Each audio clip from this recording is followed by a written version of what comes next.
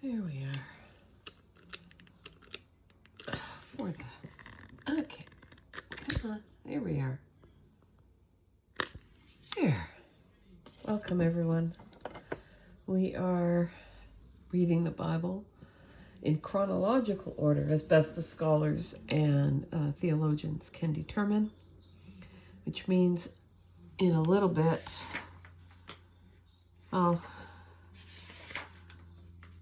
we'll see. Well, we'll be reading, it seems like straight through the Old Testament, but we'll be jumping around soon enough, I'm sure. Especially when we get to the prophets and David and the Psalms and Solomon and his Proverbs. But for now, we are in Genesis, and we are reading from the Common English Bible. And we have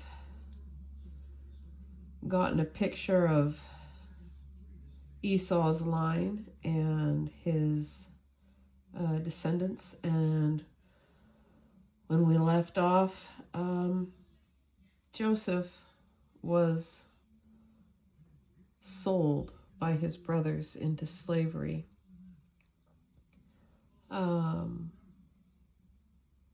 Which is unfortunate and horrific in its own way, but we'll have to wait and see how God redeems that story. So right now we're going to be reading Genesis chapters 38 through 40 today.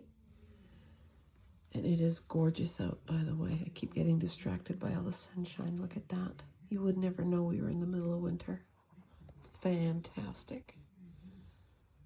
Okay, so here we are. Genesis 38, starting at verse 1 all the way through to the end of chapter 40. At that time, Judah moved away from his brothers and settled near an Adulamite named Hira. There Judah saw the daughter of a Canaanite whose name was Shua, and he married her. After he slept with her, she became pregnant and gave birth to a son, whom she named She became pregnant again and gave birth to a son and named him Onan. Then she gave birth to one more son and named him Shelah.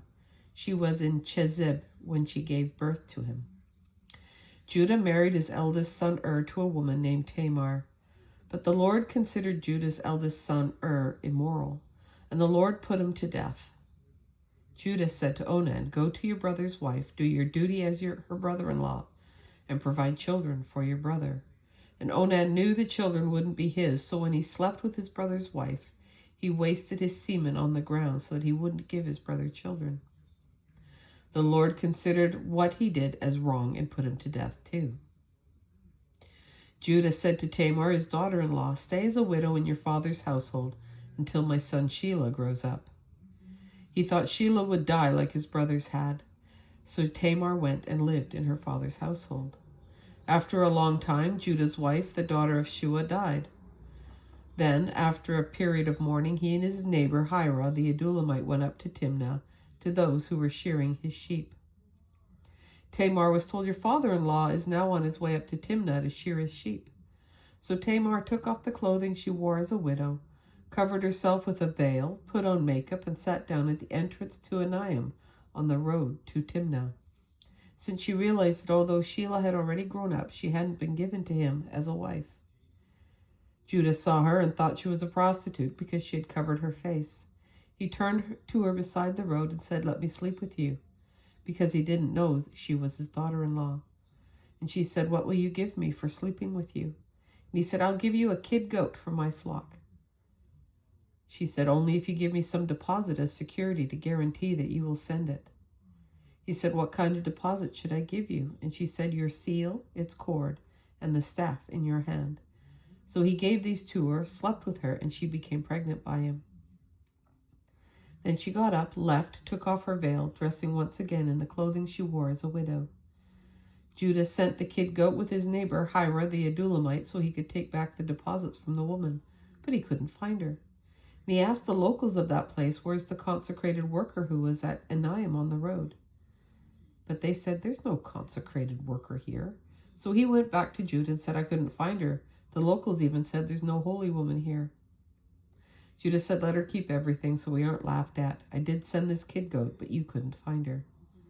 About 3 months later, Judah was told, your daughter-in-law Tamar has become a prostitute and is now pregnant because of it.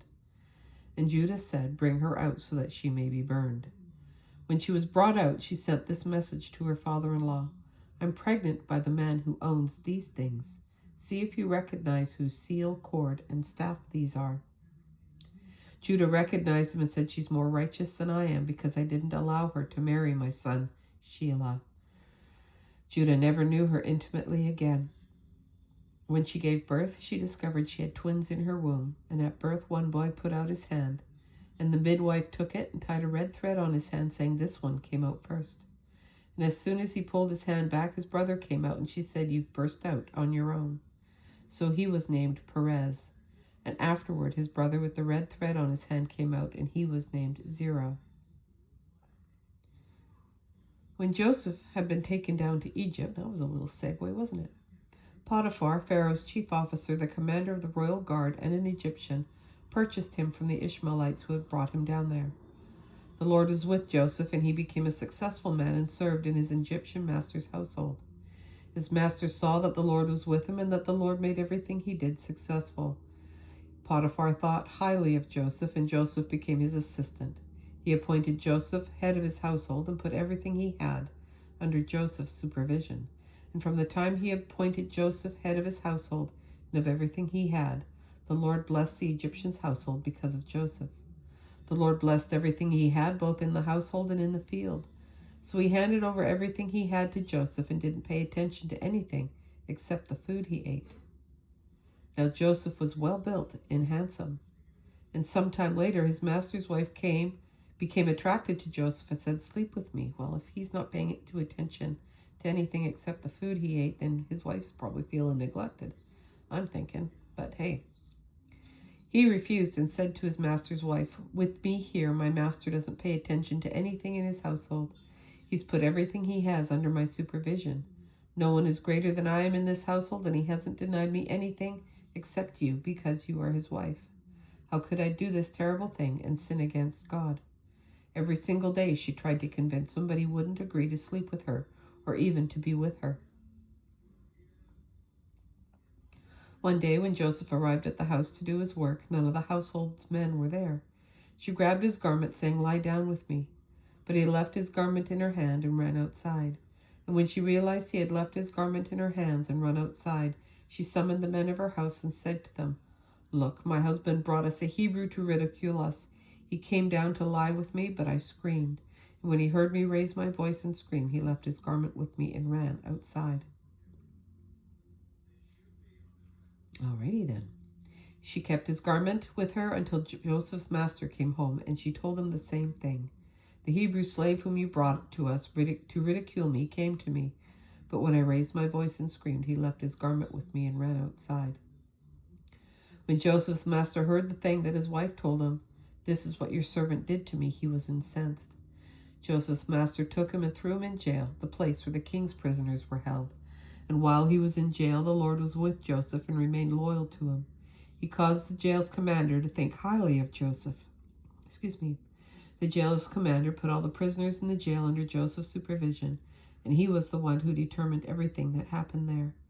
The jail's commander paid no attention to anything under Joseph's supervision, because the Lord was with him and made everything he did successful. Sometime later, both the wine steward and the baker for Egypt's king offended their master and the king of Egypt. Pharaoh was angry with his two officers, the chief wine steward and the chief baker, and he put them under arrest with the commander of the royal guard in the same jail where Joseph was imprisoned. The commander of the royal guard, assigned Joseph to assist them, and after they had been under arrest for some time, both of them, the wine steward and the baker for Egypt's king, who were imprisoned in the jail, they had dreams one night, and each man's dream had its own meaning. When Joseph met them in the morning, he saw that they were upset. And he asked the officers of Pharaoh, who were under arrest with him in his master's house, why do you look so distressed today? They answered, we've both had dreams, but there's no one to interpret them. Joseph said to them, don't interpretations belong to God? Describe your dreams to me. The chief wine steward described his dream to Joseph. In my dream there was a vine right in front of me, and on the vine were 3 branches.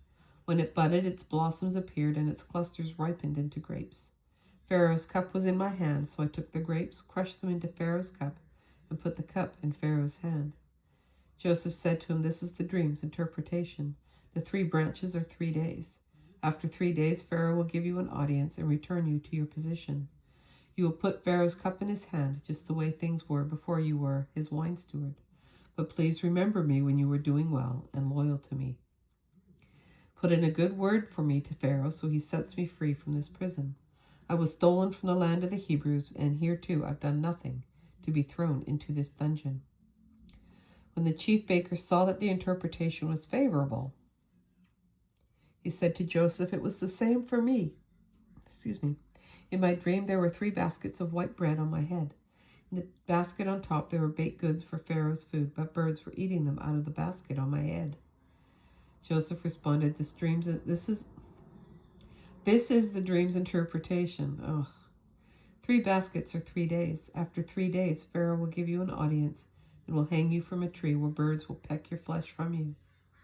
The 3rd day was Pharaoh's birthday, and he gave a party for all of his servants. Before all of his servants, he gave an audience to the chief wine steward and the chief baker. And he returned the chief wine steward to his position, and he placed the cup in Pharaoh's hand.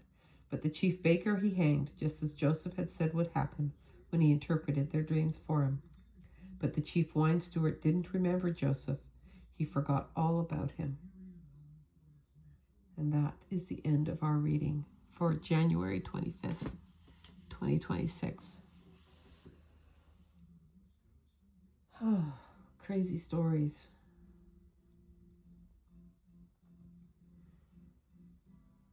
But they're in Scripture for a reason. So we give thanks to God for his word. And we ask that he open the ears of our understanding for it. And we are done for today. Thank you for joining me, and I hope I'll see you again tomorrow. Take care, and bye for now.